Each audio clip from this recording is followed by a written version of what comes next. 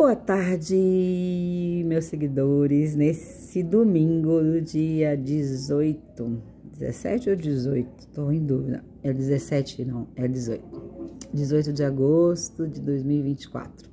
Faz muito tempo que eu não gravo nada, né? E tipo, vou ser bem sincera, vocês me conhecem, eu perdi essa conta da Gmail e eu consegui recuperar hoje. Eu falei, vou fazer um vídeo sobre um tema que eu estava refletindo, estou refletindo, não só refletindo, eu sou muito mental, né, fico levando tudo pro campo racional, só que para falar de amor, que é a vibração mais alta, né, a vibração Hertz, né, mais alta do universo, não é na mente que você sente o amor, é no coração. E eu tô lá, trabalhando meu chakra cardíaco para perdoar, para me perdoar, para abrir meu chakra cardíaco, para receber do universo, de Deus, da vida, de uma força maior, essa conexão, né, do chakra cardíaco, essa aliança com o plano divino. E o que eu quero passar para vocês hoje é duas coisinhas simples que eu tô tentando praticar. Uma, eu já tô praticando já um tempinho. Desde que eu descobri que eu tô com mais um probleminha de saúde, que eu preciso fazer mais uma cirurgia delicada, eu decidi fazer aquela fricção de Gurdjieff, que a Mestre Elsa, eu sempre cito Mestre Elsa, né? Ela fazia há muitos anos, antes de fazer a passagem, que é a fricção de fazer, se comprometer com você mesmo, não é com o mundo, não é com Deus, não é com o outro, não é com os filhos, não é com a sociedade, não é com ninguém, é com você mesmo, esse compromisso. De fazer todos os dias o que a gente propriamente se compromete a fazer, a cumprir. É não ficar protelando e justificando todas as nossas falhas, todas as nossas limitações, as nossas protelações, para estar no tempo presente e praticar no tempo presente o que você se propõe todos os dias. Mesmo que você durma menos, mesmo que você trabalhe mais, mesmo que você se exercite, aquela coisa de fricção mesmo. Quanto mais você se exercita, mais energia você tem. Claro que tem momentos que você precisa ter um stop da mente, um stop do corpo, relaxar, receber, ter um bem-estar, ter uma atividade de lazer, isso é muito importante na vida. Mas nas fricções, quando você se compromete, você pode estar exausto, mas você vai e cumpre o que você se comprometeu. Daí ontem, na sessão, né, do grupo da Mestre Elsa, o CDI, lá no sítio, né, do CDI, ela falava muito, e foi novamente citado num áudio dela e num áudio que colocaram na sessão, falando sobre o medo, né, o quanto a gente tem que vencer o medo. Daí usaram o exemplo de quando ela tinha medo de pular de paraquedas e ela mesma foi pular de paraquedas. E quando ela contou pra gente no Vida Livre essa experiência, lá no meio do ar, ela se deu conta que faltava ar. E deu um desespero, que ela se despediu de todo mundo. Mas deu tudo certo no final. É muito interessante esse ponto de vista, porque ela sempre foi muito corajosa, sempre fui determinada em tudo que ela sempre se propôs na vida. Eu tenho uma característica parecida com ela, eu também não tenho medo de ir em lugar nenhum, qualquer hora do dia, na noite, na madrugada, em qualquer lugar que conheça ou não conheça, que seja perigoso ou não, eu não tenho isso. Se eu tenho que ir, se eu tenho que caminhar, se eu tenho que resolver minhas coisas, às vezes até respirar, andar, caminhar, eu faço em qualquer lugar, em qualquer horário, sempre fui assim. Inclusive, adoro lugares um tanto inusitados, como, por exemplo, caminhar numa chuva, com tempestade, com ventos, no meio do mato. Sempre tive isso. Minha mãe tinha isso, minha avó tinha isso. A gente se acalma. Na minha família, a gente se acalmava nesse tipo de circunstância. E eu lembrei, isso eu queria comentar. Eu lembrei que a menstruosa tinha umas características próprias. Ela gostava, por exemplo, de cortar a grama do sítio dela com a roçadeira. Então tem alguns detalhes assim diferentes que eu tava me recordando. E com relação, voltando, né, ao assunto inicial sobre a prática do amor, sim, foi falado muito, né, que o amor é uma construção, tá, essa parte a gente racionaliza, né, e coloca assim no pensamento, né, tá, é uma construção, como se constrói. Mas é tudo, minha mãe fala muito sobre isso também, tudo é sobre relações saudáveis, em qualquer âmbito de relacionamento. Amizade, filhos, sociedade, amigos, relação amorosa, né, conjugal.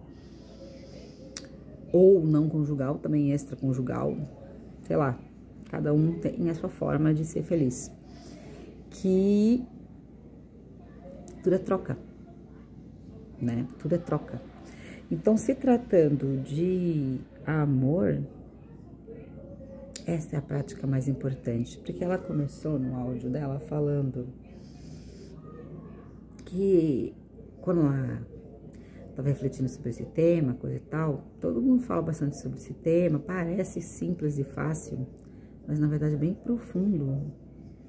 Na verdade, tudo tem que ser leve, tudo tem que ser fluido. Mas a gente tem uma crença, né? Que tem que ser difícil.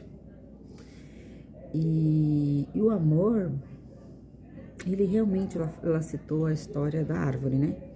Que ela se dá. Ela dá seus frutos, depois dá seus troncos, tudo. Até o ponto de não ter mais árvore, até o ponto de ficar só um toquinho da raiz. E ainda assim a raiz também tem muito uso terapêutico também. Também pode ser utilizada a raiz de uma árvore seca para muitos tratamentos. Então, o quanto é magnânimo o amor quando ele se dá por completo. E depois ainda fechou com chave de ouro com aquela música incrível do Renato Russo, né? Que fala sobre aquele verso da Bíblia que fala, é só o amor, né? Que conhece o que é verdade, né? Se eu soubesse, como é que é? Ainda que eu falasse a língua dos homens e falasse a língua dos anjos, sem amor, eu nada seria. Tô bem desafinada. Fui num tom horrível. Mas quando se fala de amor, o amor é uma linguagem. Meu mestre mesmo, Sri Narayana Maharaj, ele sempre falou de um livro que eu vendi muito no Brasil todo, quando eu era adolescente e quando tava com minha filha mais velha, bem pequenininha, chama A Linguagem do Amor. A Linguagem do Amor, ele é um livrinho bem pequenininho, bem iniciático da cultura hindu, vaishnavista, né, do vaishnavismo, mas ele resume, porque ele fala com muita profundidade, o mestre fala com muita profundidade sobre a pessoa de Jesus, sobre a raiz sânscrita do nome Cristo, sobre a origem de Jesus, sobre a história dele em toda a Índia, em todo o sul da Índia principalmente. E inclusive as características como se pronuncia o nome Krishna, Cristo, no sul da Índia. A raiz sânscrita é a mesma raiz.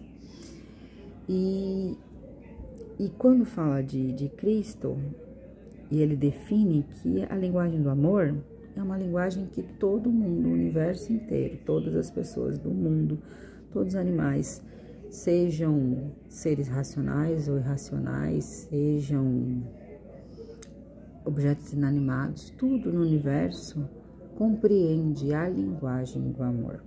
É uma linguagem única, universal. E claro, não só universal, mas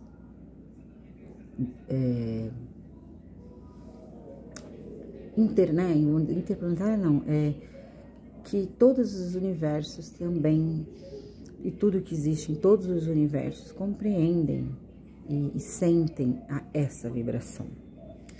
Então, nessa lua cheia, no calendário hindu, hoje é a lua cheia de Balarama. Balarama é o irmão de Krishna, que representa o mestre original. Então, eu vou falar sobre uma tradição da minha família. Minha avó, ela tinha uma tradição todos os anos, desde que eu era muito pequenininha, com as minhas tias, com minha mãe, com toda a minha família, de orar nessa lua cheia, para que o mestre, né, Balarama, Shri Balarama, né, que é o mestre dessa lua cheia de agosto, possa remover da minha vida, da sua vida, da vida de todos nós, da nossa família, das pessoas que a gente ama, tudo que nos traz sofrimento, tudo que não nos acrescenta na nossa vida espiritual, na nossa evolução espiritual como ser integrante e ser tanto parte de Deus como ser um ser individual também, que nós temos nossa parte individual e nossa parte macro, micro, que é esse ser individual que precisa da existência de Deus e precisa da existência do Mestre. Então, essa lua, ela é uma lua muito auspiciosa, muito poderosa. E todos os anos a minha avó sempre orava nessa lua para Balarama, para que a gente fosse mais feliz, para que a gente não se envolvesse em relacionamentos que nos trouxesse sofrimento, que nos trouxesse desconexão da nossa missão, desconexão da nossa essência, né? Porque tudo o que é para o nosso bem está em concordância, em sincronia com a nossa missão de alma, nossa missão de vida e nossa origem, e nossa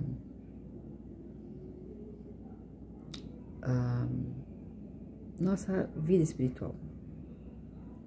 Então, quando a gente se conecta com essa realidade de aceitar que existe uma força maior, que existe um poder maior que nos guia e que a gente pode sim abraçar esse poder e receber esse poder, de se integrar, se conectar e se unir, se condensar, né? Tem um verso que eu gosto muito do Gita, que ele fala, é um dos meus preferidos: absorva-se em mim. Quando Krishna fala isso para Arjuna, ele está falando se absorver. O que é se absorver nele? Se unir completamente a ele. Nós somos criaturas, nós somos a criação de Deus. Mas Deus também nos possibilita a possibilidade de a gente se absorver nele. O que é se absorver nele? É simplesmente deixar ele mesmo cuidar da gente, confiar nele como nosso único e melhor amigo. E permitir que ele nos ame com toda a grandeza que ele nos tem amor. Porque assim fica mais fácil, fica mais leve viver esse mundo, independente de crença, porque assim você pode não acreditar em Deus, você pode acreditar no universo, que as coisas aconteceram apenas por uma questão química e física, uma explosão do Big Bang, tudo bem, tá tudo certo, não tem problema nenhum você acreditar nessa teoria. Mas ainda assim, existe uma essência, existe uma força latente dentro de cada um que a gente tá sempre precisando se reconectar com a nossa fonte original. Porque nosso alimento original, de toda a nossa força, de tudo, é a nossa essência. É o nosso mestre dentro da gente, é o nosso coração, nossa alma, nossa Atma.